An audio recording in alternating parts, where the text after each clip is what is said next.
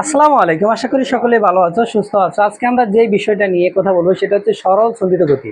আমরা এই একটি মাত্র ক্লাসের মাধ্যমে এই সরল সন্ধিত গতির যাবতীয় সবকিছু ইনশাআল্লাহ শিখে যাব।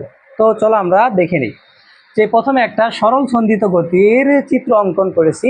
এখন এখান থেকে আমার প্রথমে বোঝা লাগবে যে সাম্যাবস্থা কোনটা আর বিস্তার কোনটা। এখন দেখো, যেটা আমার যেই পেন্ডুলামটা সোজা বরাবর আছে সেটাই হচ্ছে আমার সাম্যাবস্থা। দেখো, আমি আমি সোজা হয়ে দাঁড়িয়ে আছি, তার মানে কি আমার এটা হচ্ছে সাম্যাবস্থা। এখন যদি আমি সাইডের দিকে মুভ করি, মানে হচ্ছে আমার সরণ ঘটবে বা বিস্তার হবে। তো এখানে দেখো, এটা এই যে সরল দুলকের যে ইটা দেখো, এটা কিন্তু তোমার সেই যখন হচ্ছে আমার 4 ডিগ্রির ভিতরে বা মধ্যে, তখন হচ্ছে আমার যে সরল রেখা বরাবর চলে, সরল রেখা বরাবর এটা চলে। এখন যদি আমি 4 ডিগ্রির বেশি অ্যাঙ্গেলে আমি দেই, এর মানে হচ্ছে আমার বৃত্তাকার হয়ে যাবে। দেখো, যে 4 ডিগ্রির বেশি হলে তারপরটা হবে বৃত্তাকার, তারপরটা হবে যে এই বৃত্তাকার। দেখো, 4 এর বেশি দেখো, এই যে বতে বৃত্তাকার, যদি 4 ডিগ্রির বেশি হয় সেটা আমার বৃত্তাকার পথে ঘুরবে। তো এটা কিন্তু আমার 4 ডিগ্রির মধ্যে আছে, তাই এই যেই পথটা এটা হচ্ছে আমার সরল রেখা বরাবর চলবে। এখন হচ্ছে যে সাম্য অবস্থায় কে কি হবে। দেখো, এই যে সরণ মানেই হচ্ছে বিস্তার। দেখো, এই যে আমি এখানে সাম্য অবস্থায় আছি, যদি আমি সরে যাই তার মানে কি আমি কিন্তু সরল রেখায় সরে গেছি। এখানে এখানে আমার যে সরণ যা বিস্তারও তা। এখন এখান থেকে আমার যে জিনিসগুলো জানা লাগবে, দেখো এখান থেকে আমার ব্যাগ জানা লাগবে, এখান থেকে আমার বিস্তার জানা লাগবে, এখান থেকে আমার বিভব শক্তি জানা লাগবে, গতি শক্তি জানা লাগবে, আর জানা লাগবে হচ্ছে ত্বরণ।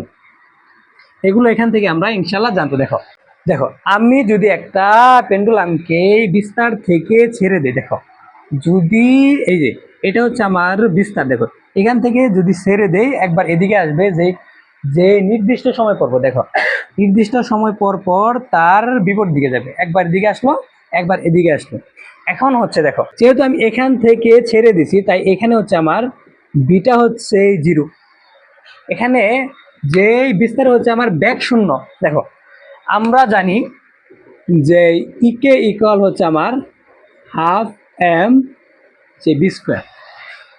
এখন যদি আমার ব্যাগ শূন্য হয়, ব্যাগ শূন্য হলে আমার এখানে আমার গতিশক্তি হবে যে শূন্য। দেখো দেখো এখানে দেখো, এখানে কিন্তু আমি এই যে পেন্ডুলামটাকে আমি কিন্তু এখান থেকে ছাড়ছি, তার মানে এই যে সাম্য অবস্থান থেকে এইটুকু হচ্ছে আমার সরণ করছে। এখানে হচ্ছে এই সরণটা হচ্ছে ম্যাক্স, যে সরণটা কি আমার ম্যাক্স, যে সরণ বা বিস্তার হচ্ছে ম্যাক্স। দেখো এই এক্সটাকে বোঝাই যে বিস্তার, এখানে হচ্ছে বিস্তার হচ্ছে আমার এটা হচ্ছে আমার ম্যাক্স।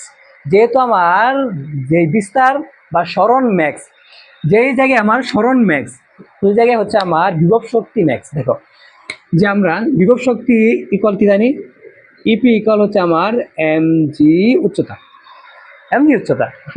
দেখো যেহেতু আমার এই যে উচ্চতাটা আছে, এটা উচ্চতা যা সরণতা বিস্তারও তাই। দেখো যেহেতু এখানে আমার বিস্তারটা ম্যাক্স, তার মানে হচ্ছে আমার ইপিটা কি হবে ম্যাক্স। এখন দেখো আমরা আমরা ত্বরণের একটা সূত্র জানি, ত্বরণের সূত্র হচ্ছে এ ইকুয়াল মাইনাস ওমেগা এক্স।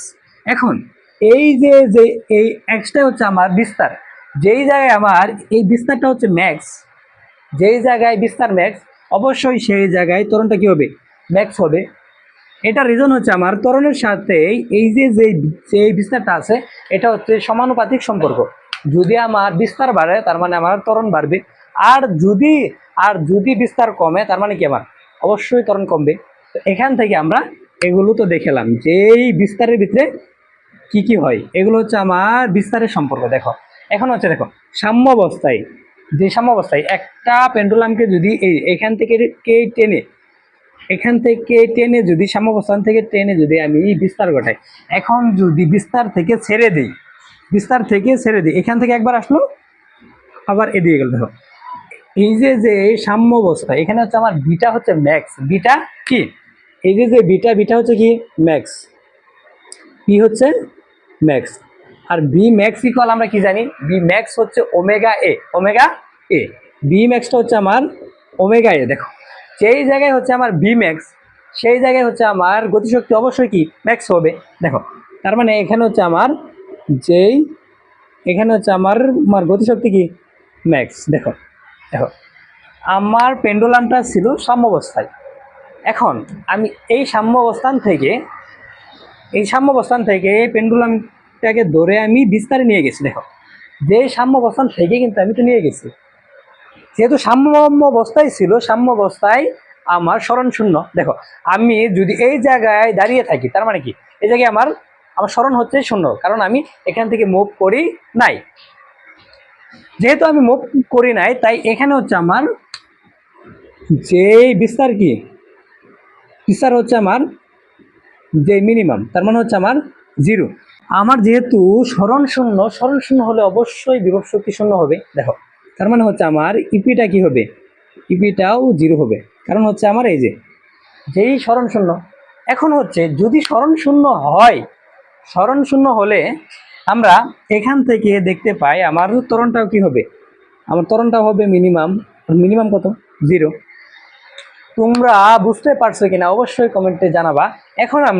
এখন আমরা এই যে যে সরল সন্ধিত গতির সাথে আমরা আমরা যেহেতু এখানে এই যে যে গতিশক্তি এবং বিভব শক্তিটা যুক্ত করছি, এখান থেকেও আরেকটা আরেকটা তো কনসেপ্ট ক্লিয়ার করবো। তো চলো আমরা এখান থেকে তো ক্লিয়ার করি। দেখো এই যে এখানে ধরো একটা একটা তো বস্তুকে আমি ছেড়ে দিলাম, উপর থেকে একটা বস্তুকে ছেড়ে দিলাম, উপর থেকে যদি একটা বস্তুকে ছেড়ে দিই, দেখো এই উপরে হচ্ছে কি আমার ব্যাক হচ্ছে জিরো। দেখো দেখো একটা উপরে এই যে এখানে কিন্তু এই বস্তুটার ব্যাক নাই, আমি যদি ছেড়ে দেই, আমি ছেড়ে দেওয়ার পরে কিন্তু সে তার ব্যাগটাকে গ্রহণ করবে। যেহেতু সে ব্যাগ গ্রহণ করবে, তো এখানে আমি যেখান থেকে ছেড়ে দিব সেই জায়গায় কিন্তু তার ব্যাগটা হচ্ছে জিরো। যদি তার ব্যাগ জিরো হয়, তার মানে কি তার গতিশক্তি জিরো। দেখো আমি আমি যদি উচ্চতা মাপতে চাই, আমি কিন্তু উপর থেকে আমি উচ্চতা মাপতে পারবো না। আমি কিন্তু আমি এখন আছি ভূমিতে, আমার কিন্তু ভূমি থেকে আমার উচ্চতাটাকে মাপা লাগবে। তো তো দেখো এই যে এখান থেকে এই পর্যন্ত হচ্ছে উচ্চতাটা হচ্ছে ম্যাক্স, উচ্চতা হচ্ছে ম্যাক্স। এই যে যেই বস্তুটা আছে সেই বস্তুটা পর্যন্ত আমার উচ্চতা কি, উচ্চতা হচ্ছে সর্বোচ্চ। দেখো আমি যেখানে ছাড়বো এখানে আমার উচ্চতা হচ্ছে কি ম্যাক্স, আর উচ্চতা ম্যাক্স হলে আমার ইপিটা হচ্ছে ম্যাক্স। এখন দেখো এই যে যেই বস্তুটা এখান থেকে আমি ছাড়বো, এখান থেকে ছাড়ার পরে তারপর আর আগ মুহূর্তে তারপর আর আগ মুহূর্তে তার ব্যাক হচ্ছে সর্বোচ্চ, তার ব্যাকটা কি, তার ব্যাকটা হচ্ছে ম্যাক্স। যদি ব্যাক ম্যাক্স হয়, যদি ব্যাকটা ম্যাক্স হয়, তার মানে আমার আমার গতিশক্তিটা অবশ্যই কি হবে ম্যাক্স। দেখো আমি যেহেতু এখান থেকে যেই ভূমি থেকে উচ্চতাটা মাপতেছি, দেখো যেই ভূমিতে একবারে মাটির সাথে, তার উচ্চতাটা কি জিরো। যেহেতু যেই ভূমিতে তার উচ্চতাটা হচ্ছে জিরো, তার মানে কি উচ্চতা জিরো। উচ্চতা যখন জিরো তখন আমার ইপিটা হচ্ছে জিরো, মানে এই মিনিমাম। দেখো আমরা কিন্তু গতিশক্তির সাথে সরল সন্ধিত বা সরলগুলোকে রিলেট করে যদি পড়ি, ইনশাল্লাহ মনে থাকবে। তো এখান থেকে আরেকটা জিনিস তো আমরা আমরা পড়তে পারি। দেখো এটা যদি আমার একটা সেকেন্ড দোলক হয়, এটা যদি সেকেন্ড দোলক হয়, দেখো যে সেকেন্ড দোলকের টি হচ্ছে আমার 2 সেকেন্ড। দেখো এই সাম্যাবস্থান থেকে একটা যে এই পেন্ডুলামকে ছেড়ে দিলে এই পর্যন্ত যেতে সময় লাগে তার 1 সেকেন্ড, আর এটুক হচ্ছে আমার 1 সেকেন্ড, তো টোটাল হচ্ছে আমার 2 সেকেন্ড। দেখো এখান থেকে যদি আমরা কম্পাঙ্কটা বের করি, দেখো কম্পাঙ্ক হচ্ছে 1/t, তার মানে এটাকে যদি 1/2 করে তাহলে আমার 0.5 হার্টস। এখন তার যেই দৈর্ঘ্যটা আছে যারা অ্যাডমিশন দিবে অবশ্যই মুখস্থ করে রাখবে যে সেকেন্ড গোলকের কার্যকর দৈর্ঘ্যটা কত। দেখো সেকেন্ড গোলকের কার্যকর দৈর্ঘ্য হচ্ছে আমার 0.99 যে 3 মিটার। এখন হচ্ছে দেখো এই যে সাম্যাবস্থা যদি 4 ডিগ্রির ভিতরে হয়, 4 ডিগ্রির ভিতরে হইলে সাম্যাবস্থান থেকে যদি সে বিস্তারে সরে যায়, সাম্যাবস্থান থেকে সে যদি বিস্তারে সরে যায়, সেই কত ডিগ্রি অ্যাঙ্গেলে সরে যাবে। দেখো আমার 4 ডিগ্রির ভিতরে আমরা একটু আগে দেখলাম যে সরল রেখা বরাবর সে ক্রিয়া করে। এখন যদি এটার আমি কোণটা মাপি, দেখো এটার যদি কোণটা মাপি তার মানে এটা আমার টোটালি হচ্ছে কত 180 ডিগ্রি, যেহেতু আমার সাম্যাবস্থায় ছিল। দেখো এটা হচ্ছে আমার পেন্ডুলাম, দেখো সেই পেন্ডুলাম এটা ছিল আমার যে সরল রেখা বরাবর ক্রিয়া করতেছে 4 ডিগ্রির ভিতর অথবা তার নিচে। এখন যদি আমি বলি যে সাম্যাবস্থান থেকে যদি সেই বিস্তারে যা তো সাম্যাবস্থান থেকে কত ডিগ্রি কোণে সরে যাবে। দেখো একবার ইজি, দেখো যে আমরা জানি এটা সরল রেখা বরাবর যাচ্ছে, যেহেতু আমার সাম্যাবস্থানটা হচ্ছে সোজা বরাবর, তার মানে দেখো এটা হচ্ছে আমার 90 ডিগ্রি আর এটা হচ্ছে আমার 90 ডিগ্রি। আমি এখান থেকে আমি বলতে পারি সে সে π/2 কোণে সরে যাবে। একটু কি তোমরা বুঝতে পারছো কিনা?